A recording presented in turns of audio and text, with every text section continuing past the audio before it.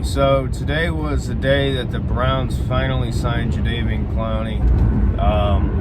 Sorry for all this sun action coming in. I don't know what to tell you. But anyway, so Browns signed Jadeveon Clowney today. Some people are just kind of throwing this off as not a big deal. Kind of it is what it is.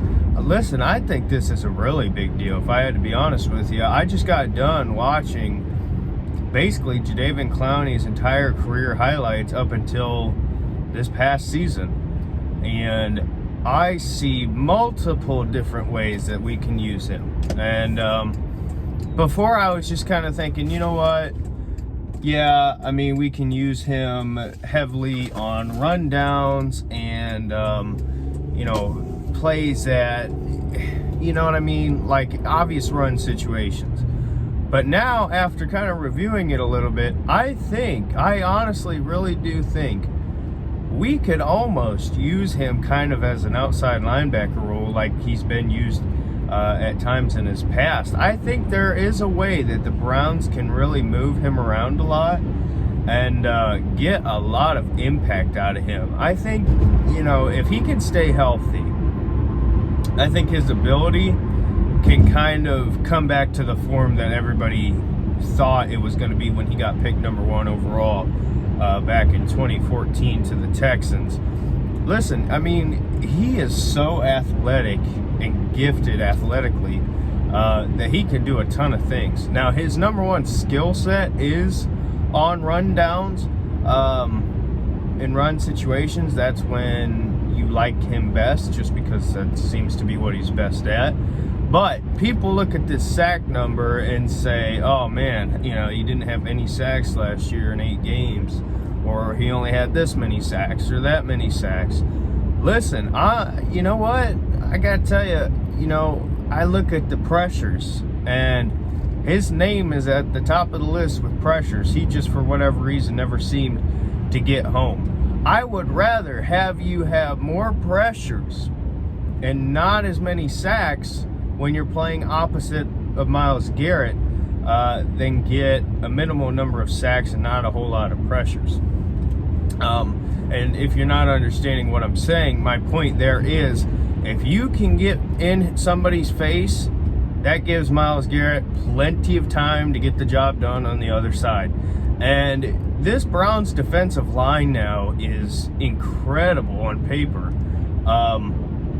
You know, now you got Myles Garrett, Jadeveon Clowney on the edge. You got Sheldon, Richardson still.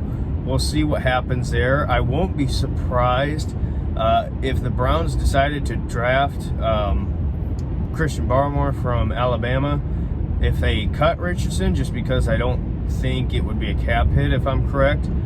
And you could save a bit of money there. But you got Malik Jackson. You got Jordan Elliott, Andrew Billings. You know, Curtis Weaver, Takk, McKinley, Porter Gustin. There's a lot of depth now at a lot of positions. And I talked about this before, but it opens a lot up at 26. But as far as the Browns defense and how Clowney's going to impact it, like I said, I can see multiple different packages. Myles is often gassed, you know. This is perfect for you to say, hey, Myles, take a play or 2 off. Let's throw Clowney and McKinley out there. Let's do whatever. Or there could be certain situations where you could have Clowney playing more as a linebacker coming off of the edge, and that way you have that extra pressure. I mean, there's just, to me, I think this is a really, really good fit. You know, you look at Seattle and Tennessee. He basically was asked to be the number 1 do-it-all kind of guy, and I just don't know if he can do that by himself. And now I know a lot of people talk about, oh, well, when he played for JJ, everything was not, you know, all roses. Not for JJ, with JJ. But, yeah, but you know what? Listen, he's his own man. I just think his skill set's going to work out great. And I don't know what that necessarily means because it all relies on his health. But we talked about how big of a deal reloading the secondary was with John Johnson, the third, and Troy Hill, and getting Grant Delpit back. You know, and if you want to count Grady Williams coming back, there's just, the better secondary you have, the more time the front's got to get there. And the better front you have, the more time the secondary has to cover guys. You know, sometimes you get beat right off of the line and it's hard to recover. Well, if you got time,